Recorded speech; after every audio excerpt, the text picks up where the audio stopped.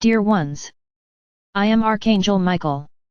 I sincerely hope that you have not forgotten today's task, which was to keep the day without a sweet taste in the mouth. But I need to compliment this task. Many didn't make it. So, to those who didn't make it, I say this: don't feel defeated, don't feel belittled. The degree of dependence, the degree of addiction for each of you is different. Many managed to do it without any problem, others really didn't manage it, so it's like I've been saying here, the tasks are supposed to become habits, but as I preach here, for now everything is in balance. There's no point in wanting to be perfect because you won't be able to do it. So it's all very bland. Try to avoid sugar gradually, so that your bodies get used to it little by little. There's no point in having it all at once. There is a dependence, this is no joke, it is a fact, and if you completely stop eating sugar, you may even get sick. So it's like this: take days, choose and resolve, today I will consume as little sugar as possible. And with that, you will lose your dependence on this substance. It's not easy, my brothers, I understand that it's not. Then many are wondering why I removed the honey too. Since honey is natural, it's because you have to lose your addiction to sweets, the sweet taste, not sugar. That's the point. This includes sweeteners that are highly bad and harmful to your health. No, don't tell me that they are made from fruit sugars or natural sugars. Stop, they were manipulated, they were manufactured, so there is nothing natural about them. So the idea here is that you lose this sensitivity to sweet taste. Yes, you can keep the fruits. If you want to eat something sweet, make fruit juice. Ah, but then I'll never be able to eat a sweet, a piece of cake, a pie again. Look what you think. You guys did great, conveniently surrounded by these foods, and you don't see yourselves stopping eating them. I know it's difficult, I understand, but my proposal is not to take it completely away from you. What I've always said is balance, balance. If you slowly take your taste away from sweets, the time will come when you will no longer feel that appeal, that desire for sweets. You can eat cake, as long as it is sugar-free and contains fruit sugar. Bananas result in tasty cakes with their own sugar, the pineapple, the orange. If the fruit is sweet, anything made with it will be sweet, without having to use sugar. I haven't reached this class of foods yet. So my brothers, it is a habit that I would like you to do, little by little. Try to adapt to the taste of things, without sugar, so that you can, little by little, stop the addiction, because that is an addiction, not a necessity. You have been taught that you need sugars, fats, proteins. Sugars, white sugar, fats, oils and margarines, proteins, animal meats. All wrong. Because you have sugars in fruits, fats in foods. You have foods that are extremely beneficial for health and contain fat. The one who gives the olive oil, wants healthier fat? So why use another fat? Why eat animal fat, which is the most poisonous of all? Proteins, you have leaves, vegetables that have proteins, you don't need animal protein. So you have been deluded that you need all this. No, don't think that I'm going to take everything away at once, and in fact, I need to say one more thing, I'm not ordering anyone to do anything, I'm making a suggestion. Whoever thinks it is valid, who really wants to cleanse their aura of all the stains that these foods bring, very well, do it. Now, oh no, that's nonsense, I'm not going to do anything like that. Perfect, no problem at all, no problem at all. Keep eating the way you always have. But I can guarantee you that those who try to get rid of these addictions are starting to gain speed in their journey, and those of you who can't, it's not that you aren't walking, you are, but you will continue at the speed you are at today. So, the decision is up to each person, you do what you want. No problem. No problem at all. So today the topic is to talk about this point of nutrition, and no, I'm not going to start the week talking about the 8th charter. I'm not in a hurry, I'm not in a hurry at all. I would like to comment a little more on where we have come with these letters. There are several groups of people who are reading these letters. Those groups that read and compare with what is written in their books, and do not understand why everything that is being said there is not said in the religious book that you use. So, I'm going to go back in time a little. Why did Sananda always speak in parables?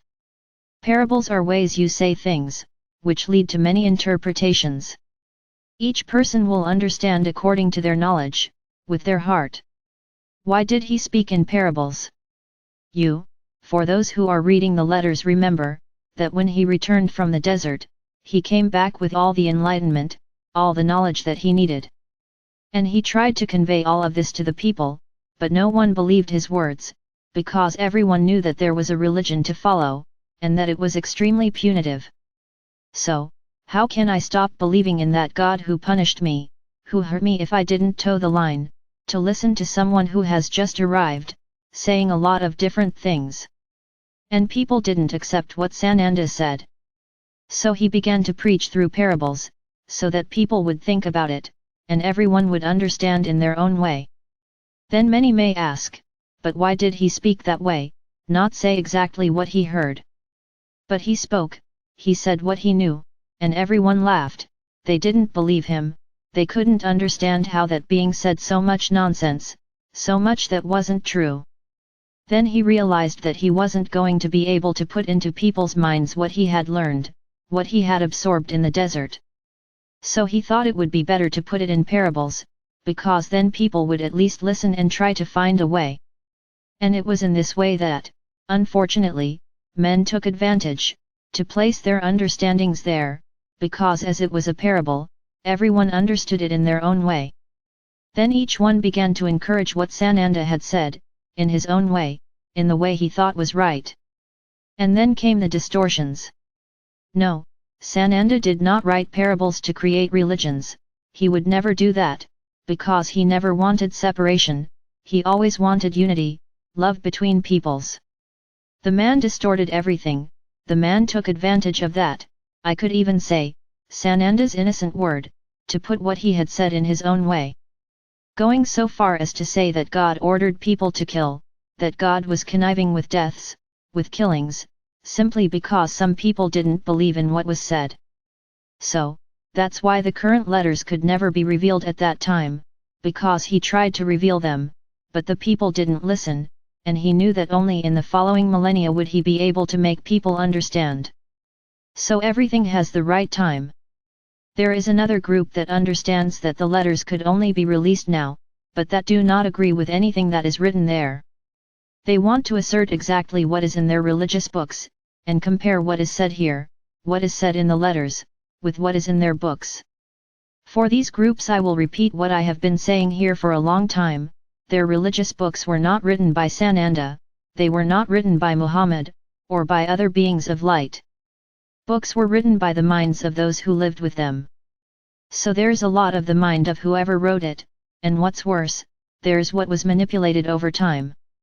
So don't try to compare, don't try to take excerpts from your religious books and compare them with what I say, or with what Sananda says in the letters, because a lot of things you won't find an echo, because that was written by men. It is a shame that you are so reluctant to understand this, that your religious books are not a complete source of truth. There is a lot of manipulation there to make everything happen as they had predicted. And there is a third group, which is reading the letters and is incorporating everything that is being said there, and even better, is feeling Sananda's energy. So what can I say to you? What I have already said here, these letters are not to be read and left aside. The guidance is to read the letters, separate the points you don't understand and do exactly as Sananda instructed, open yourself in meditation and ask him to show you, to do for you, to help you understand what is written there. And this will definitely happen. Sananda knows each one of you who is reading the letters, because these letters are like a direct path to him. So each one who opens the letters, but who receives them with heart, with understanding, with trust, with certainty that what is being said there is the truth, creates a direct connection with Sananda. And no, don't be surprised if you start to dream, start to see some kind of connection with it. Because he is so pleased to do this, to show you that you are truly connected to him. Many, at first, think that letters are difficult to obtain. They are, precisely because of the need for you to delve deeper into the subject. If he simply wrote something there that you fully understood, what would happen? You would read it and leave it alone.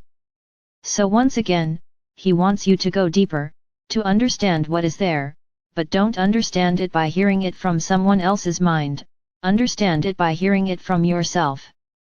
So this is what he suggests: meditate, and call me, because I will explain exactly the point where you didn't understand. So understand that there are no intermediaries in this. He will come directly to explain to each one of you what you didn't understand. So there's no need to despair. I didn't understand anything. Okay, that's great that you didn't understand. Now, it's also not, I don't understand, and leaving it there, because then that connection weakens, and you end up going back to the same point you were in, before reading the letters. These letters are like a path, a road. A road that runs parallel to the road you are following today towards ascension. It's as if you could, as you really like images, I'm going to make an image for you. It's as if you are on those conveyor belts that take you faster, so you are on your walk, on that slow road, and then you start to read the letters and delve deeper into them. So what happens? You are taken off the road you are on and placed on another, on this conveyor belt that keeps rolling and taking you faster. Then you don't understand, you don't try to understand, so you go back to the old road. Every time you engage with the charter and you want to learn, you want to go deeper, and you study about it, and you understand and you learn, during this time, you are on that conveyor belt, which is taking you to ascension much faster. So every time you stop, you return to the old road, and go back to walking with a snail's pace, as you were, or rather, as you are in relation to the treadmill. Then you go back to studying, get back on that treadmill and walk some more.